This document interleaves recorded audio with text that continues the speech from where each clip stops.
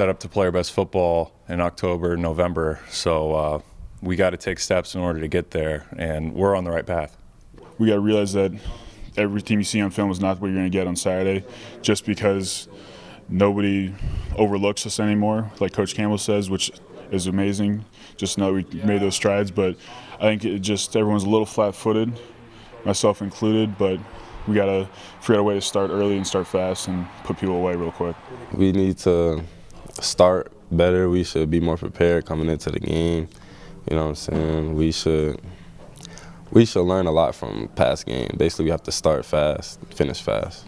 We just got to go to practice with the same consistency and urgency that we do every day, and hopefully that takes care of itself in the end. Iowa State and Kansas kick off at 6 p.m. tonight inside of Jack Trice Stadium. The Jayhawks just one win this year. Cyclones 2-2, looking for that first Big 12 win of the season. Should be a nice night under the lights up there at Jack Trice Stadium. And up at Jack Trice right now, we're going to go up to Colin, Cahill, and Jeff Woody to talk more about these Iowa State Cyclones and what we need to see out of them today. Yeah, good morning, John. Yep, we're out here at Jack Trice Stadium. We're about 8 hours from kickoff here. We got the one and only Jeff Woody here with me out here today. I guess, Kansas in town. After last week with Baylor, are we looking at kind of a reset week here for Iowa State and just obviously their special teams? That's the big question here coming in this game. Yeah, what's interesting about Iowa State so far is it is unarguable that they are better now than they were in week 1. But the problem is they still ended last week with a loss. So if you are going to be continually improving, you have to end up turning those losses into wins, or those situations that are putting yourself in lost territory to turn those into wins. Like, for example, last week, Iowa State outgains Baylor by 200 yards. They forced 3 fumbles for Baylor, including a couple inside Baylor's own territory, and they still end up losing. And how does that work? Is Baylor's special teams were better than Iowa State's special teams. Iowa State gave up a kick return touchdown. Baylor scored a kick return touchdown. Iowa State had a bad punt that put Baylor in field goal position. That is 10 points worth of more or less special teams points. Iowa State lost by 2. If you turn either one or both of those around, Iowa State probably has a win. And so they've got a chance now with Kansas, which, surprise, is not very good, especially compared to the standards that Iowa State's played already this year. They've got a chance to have a good, like you said, reset week and really just eliminate the mistakes that take wins and turn them into losses. Let's talk about some of the good things here. This defense has been showing out so far early on in the year. Ranks inside the top 10 nationally in a bunch of different categories. Who's kind of standing out on that defense, and what has kind of made that defense connect early in these first 4 or 5 weeks? Well, they've got this really good scheme, and what they do is you have 3 defensive linemen that if you can get after the passer with those 3 defensive linemen, it allows the other 8 players to do everything else that they want to do. They've done that. Will McDonald and Zach Peterson have been the 2 guys, and when you add Eni Wazirike into that, those are 2 and 3 guys that are just causing a ton of pressure on the quarterback. Will McDonald already has 3.5 sacks, and he's getting double teamed on every single play. Those forced fumbles, McDonald caused 2 of them. So you have this really strong defensive line that allows the back end to be really comfortable. So the defensive line, everything starts up front for Iowa State's defense, and then it allows the rest of the defense to play really free. And in the last 2 weeks, the offense here, we started to see it really get going. I mean, they outgained Baylor last week by almost double. And then, and what they did against UNLV, where do you see this offense at? Breece Hall, obviously, I feel like I've seen him catch the ball a lot more this year out of the backfield than what we have in the last 2 years. Yeah, he's the linchpin of this whole thing. Breece Hall is the best player on the field when he is playing well. And if he is the best player in the field, Iowa State's offense works. If he is not, which he wasn't in the first couple weeks, this offense has to force a little bit more. So if Breece can stay hot like he has been, if this offensive line can continue to create lanes like they have been, this offense can continue to move. So it's one of those things that they are close to being explosive like we expected them to be, and last week they scored 480 yards. So they are close. They just need to convert those red zone plays to touchdowns and get themselves in the end zone, and they'll be all right. Really close, and we're getting closer and closer to kickoff here. We're going to send it back up to Jon Schaeffer. Alrighty, thanks guys. Don't go anywhere. We're going to get right back to you because we got to break down the Hawkeyes and everything that went right for them last night against Maryland. We'll be right back here on CyHawk Gameday.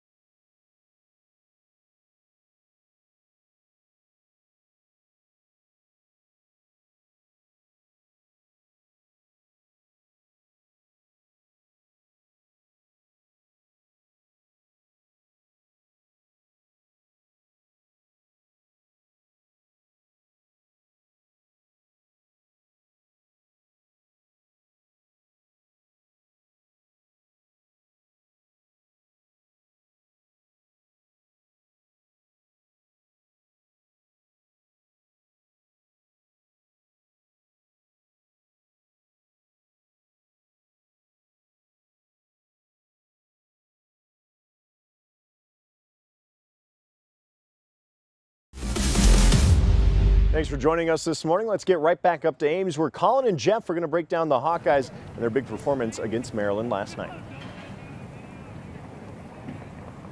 Thanks, John. It was a surprise performance, I think, 51-14. Not a lot of the experts thought it was going to be that big of a blowout. Easy to tell why. 7 turnovers for Iowa in this game, and I mean, they just took advantage of all of them, it seemed like. What your eyes of being able to have seven turnovers in a game, what does that do for a team? That's it. In any given game, especially a Big Ten game, or even like Iowa State or Baylor like to play in the Big 12, you're only going to get somewhere between, let's call it 11 and 13 possessions in a game. Iowa had 7 turnovers. That means over half average of Maryland's possessions would have ended being turnovers, which is not a good statistic.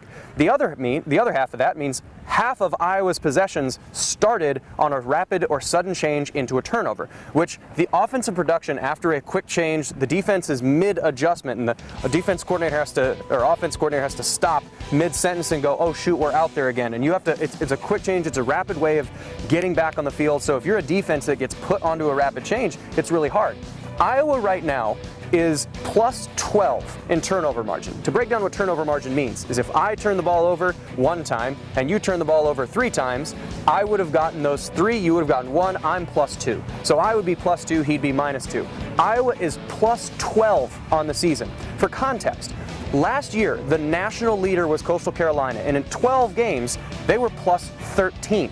That was the best number of anyone in the country last year through 12 games. Iowa is plus 12 through 5 games. So that means a few things. One, you have to be incredibly good just to even get to that number. The second thing is that's probably a little bit inflated, because realistically, you're going to turn the ball over on a dropped punt, or some accident is going to happen where you lose the ball. So that number is going to come down a little bit, and you're likely not going to continue to get 4 or 5 interceptions in any given game. Again, think of it like 3-point percentage for a really good 3-point shooter. If Steph Curry shoots 70% from 3 for 3 straight games, you don't say he's a bad 3-point shooter. You say, man, he's good and he's hot. So right now, Iowa is good and they're hot. So it's a thing where the offense has done enough to turn it around and play well off of turnovers. They just have not ever had to be in a position where the offense has to drive the bus. So the way that Iowa has played has been really, really impressive so far, and the offense has just kind of had to do what they've needed to do. I mean, you've played against these defenses. What do they do? I mean, are they almost kind of baiting you into throwing? I mean, what do they do on defense to cause this many interceptions? It's less about baiting, it's more about we're not going to make a mistake. And some group of 18 to 22-year-olds on the other side probably will. And so if we're really good at not making mistakes, and we trust that you're going to make 1 or 2, as long as we can get both of your mistakes, we're going to get 2 turnovers. So they just play really fundamentally sound. They keep their eye on the ball. They tackle. They group tackle. They do everything that they need to do to be really good on defense and just take advantage of mistakes. So again, terrific numbers by Iowa so far. Great showing by the Hawkeyes last night. Next week they get Penn State, and Penn State could be well undefeated as well. That could be a top 6 matchup in Kinnikin, Iowa City next week. So that should be a big game. Back to you, John. All right, thanks, Colin and Jeff. Yeah, you mentioned it, Colin. It's going to be a top 5 game, assuming Penn State takes care of Indiana today. This could very well be a top 4 matchup if the 1 or 2 teams lose, even number 3 loses. But again, October 9th, Kinnick Stadium, 3 p.m. kickoff on Fox. We'll get you all ready to go for that game. Me and Colin will be out at Kinnick Stadium to get you ready with CyHawk Gameday out there starting at 10:30 here on Local 5 once again. And still to come today, well, we've got the 3 keys for the Iowa State Cyclones. Come away with a big dub against Kansas, plus the big men on campus.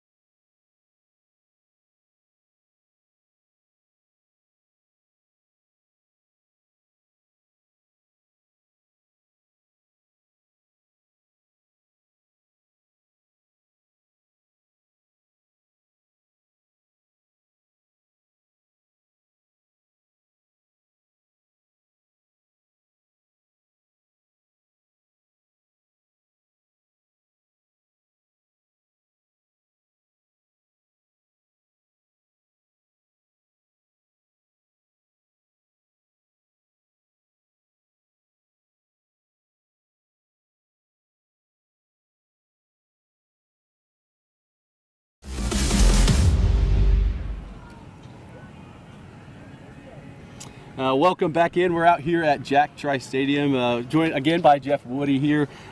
Keys to the game and getting into this game here for Iowa State, just to pull out a W here. What are we looking at? So first one is keep Breece eating. I mean, Breece Hall is the best running back in the conference, if not the best running back in the country.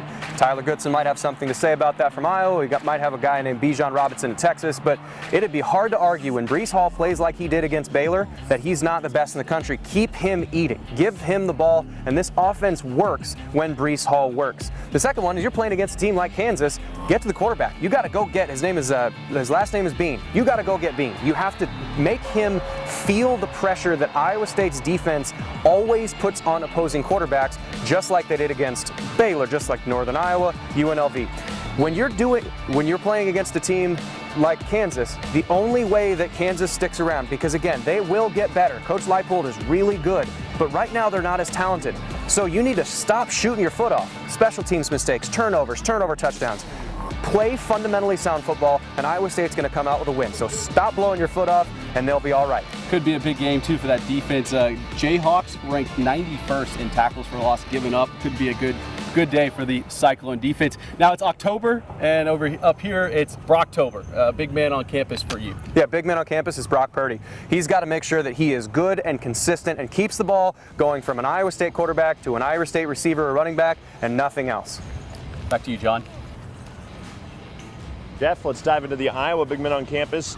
The Ball Hawks last night. That Iowa secondary coming up with 6 interceptions against Maryland last night. Tagovailoa only had thrown 1 pick all season, was tops in the Big Ten passing yards, tearing it up. Then Iowa came to town, showed the Terps who owns the sky. What a performance from the secondary to beat the big men on campus here on CyHawk Gameday. Now still to come, one of my favorite segments. I'll give you the 5 picks of my day. Tonight you want to wager on 1 or 2 out there. We'll let you know where to go.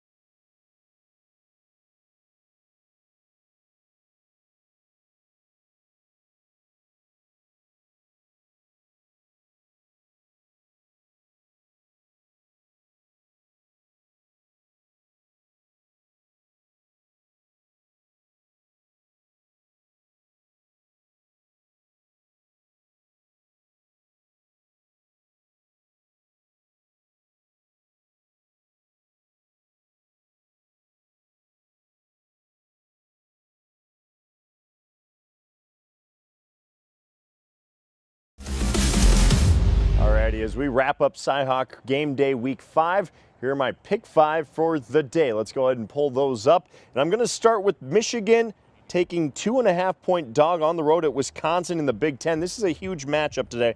Look, the Badgers have not been good coming off of an emotional loss to Notre Dame. I think this is worth a Michigan money line sprinkle.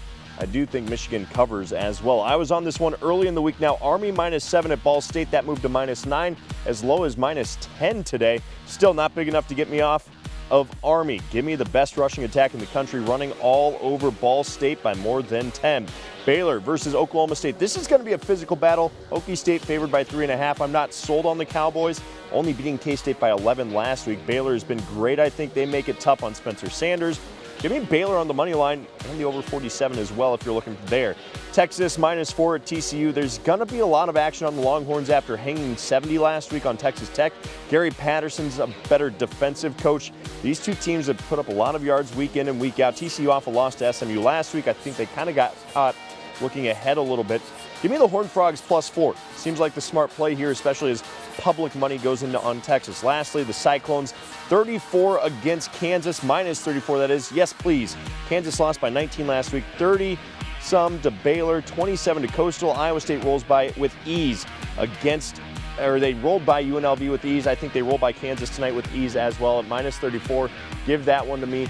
Those are my pick 5 for the day. Have some fun. Enjoy week 5 of the college football season. Looking forward to week 6 out at Kinnick Stadium. Have a great day.